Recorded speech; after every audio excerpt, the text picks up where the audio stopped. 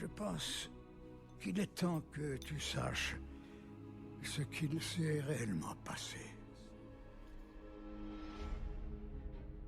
The main reason for going on location on the project is to capture the scenic beauty of New Zealand.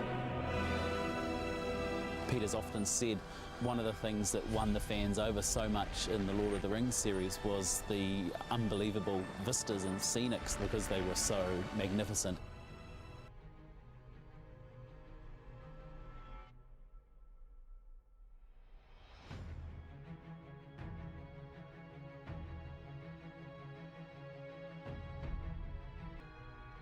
We'll be not just scouting, which is essentially searching for locations, we're now returning to the locations that we liked, and we're going to start to talk about the logistics.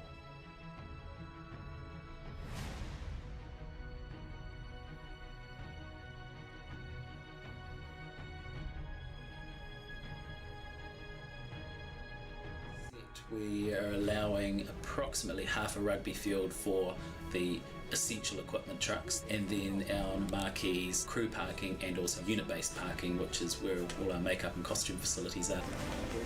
It's weird on locations because you're standing in the middle of a mountain or a valley or some beautiful place, and you're having to figure out, you know, where are we going to put the crew tents? Where are people going to get changed? Where are the portaloos going to go?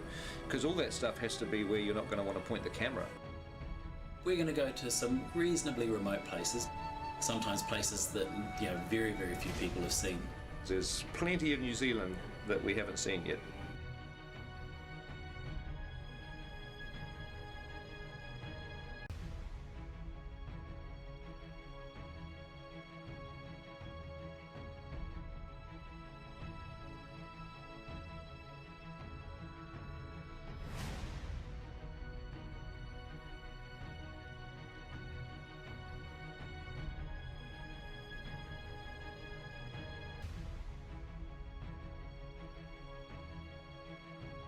Familiar set. It's Elrond's chambers, and it's an exact copy of the one that we had in the Fellowship of the Ring.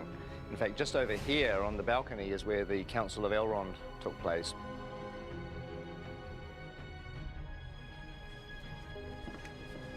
And it is strange walking around here because it was, you know, 10 or 11 years ago, and I'm used to looking at a set like this on film, you know, and now we're walking back into it again. It's almost like you've stepped inside a movie. It's a very weird experience.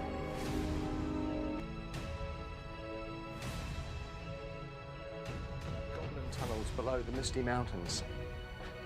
But one of the things we've done in order to be able to shoot the shots is to make sure that all the different walls of the cave can be removed so that our big bulky cameras can actually shoot the angles that we need.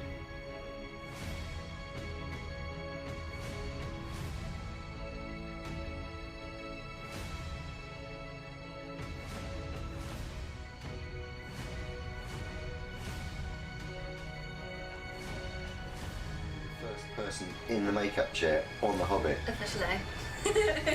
That's amazing. That's amazing. And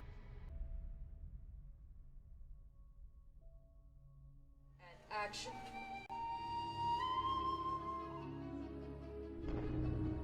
This precious thing will eat it. Splashes. It's a Mickey Mouse full of butter. Butter. Yeah.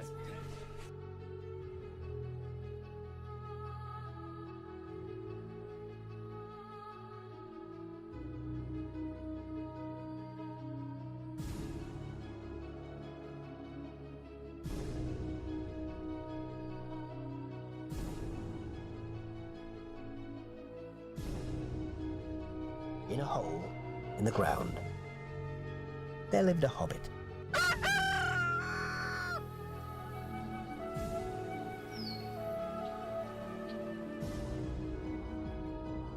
It's weird when you come back to a place that you literally thought you would never see again. This is a great spot. To be standing there with Elijah dressed up as Frodon, it was the nearest thing I think I'm ever going to come to a time machine. This is actually the first time I'm stepping foot down into Hobbiton. I'll never forget that feeling of coming to Hobbiton for the first time.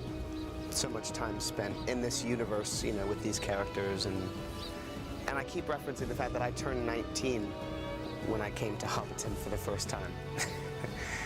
11 years ago. I'm 30 now. I don't know, there's so many feelings of nostalgia and history.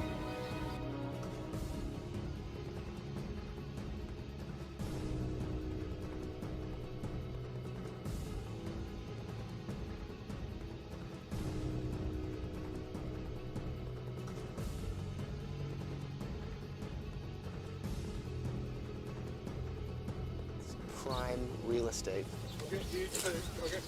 Hobbits. When you're at Hobbiton, you forget that you're on a film set. Seeing it like this kind of living model village is just extraordinary. You just totally believe this place exists, and that's because it does. This is the sort of place that I would very happily retire to. In fact, might think about it tonight or the next day. We could retiring here. That would be quite nice.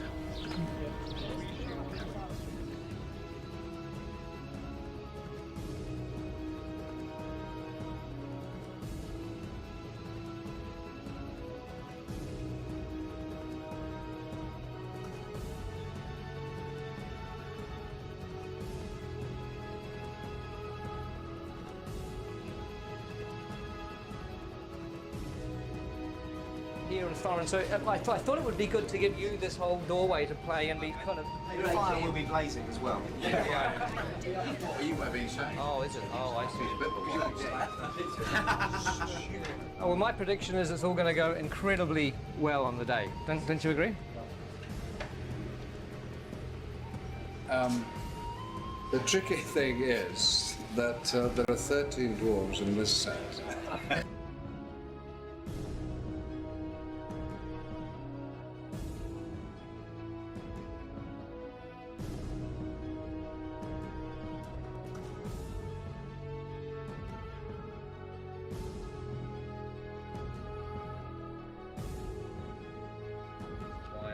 Dreaded The Hobbit, and why I really didn't think I was going to make it for such a long time. But the irony is it's turned out to be one of the joys of the film. Oh my God.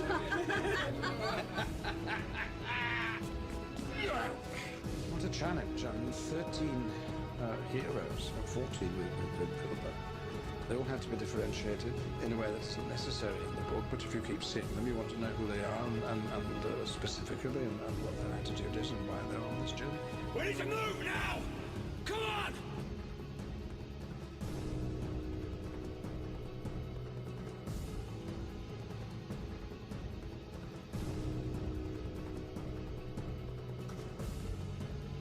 There's Thorin, and there's Sloin, and there's Oin, and Dwalin and Balin, and there's Bifur, Bofur and Bombur, and then there are the three Dorian, Ori and Ori. I think that's it, isn't it? I think so.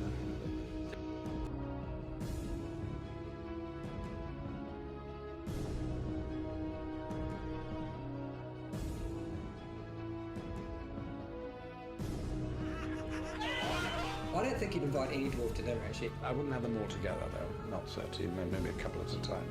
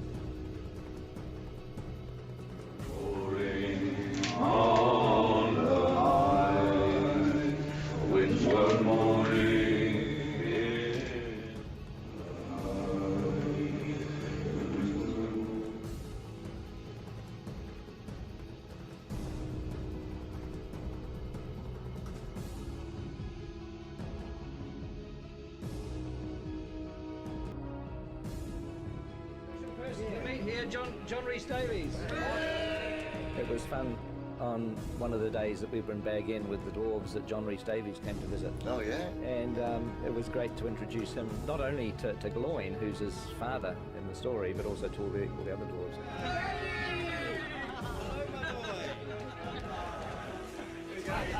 It's just like coming home to family.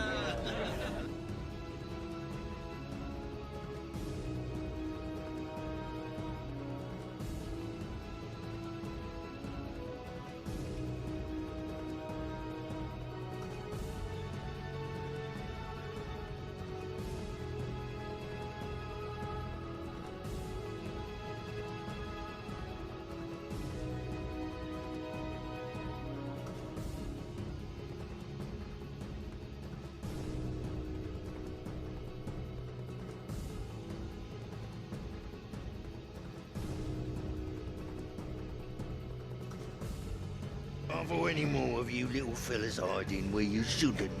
Make him squeal!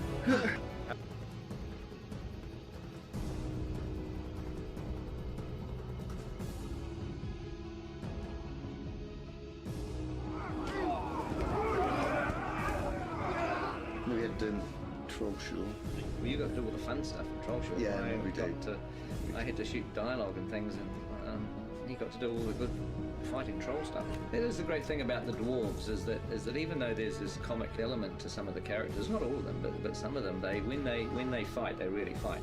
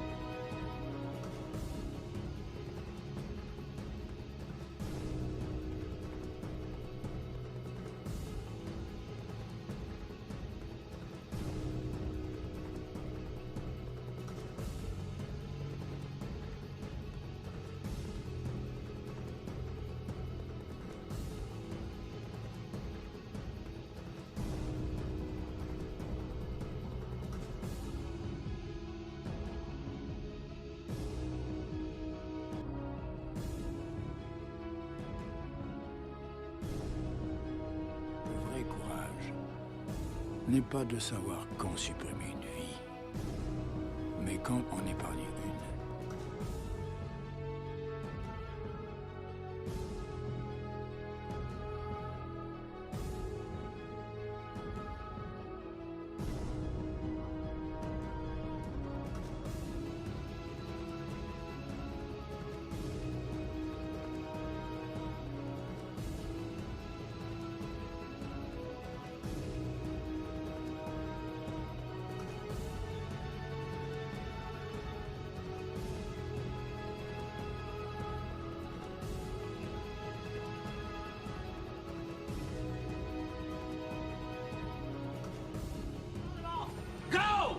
Dear, oh dear.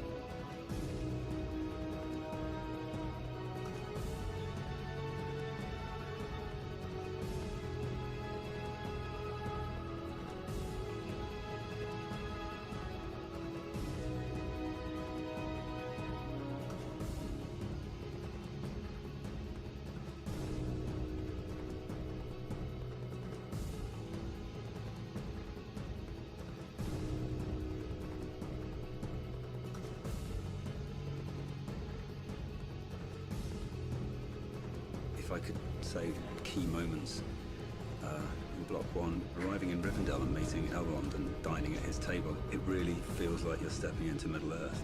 There are some who would not deem it wise. What do you mean? You're not the only Guardian to stand watch over Middle-earth. I remember it now, but later on.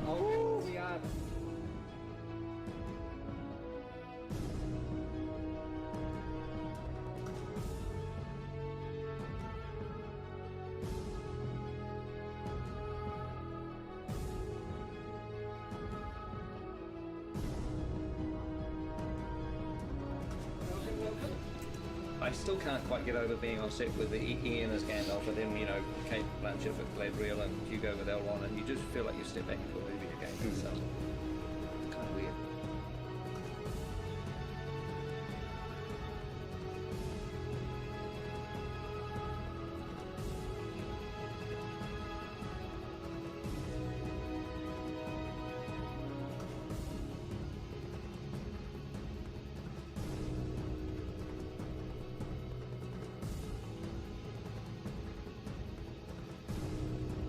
Je crois que ce sont les petites choses, les gestes quotidiens des gens ordinaires qui nous préservent du mal. De simples actes de bonté et d'amour.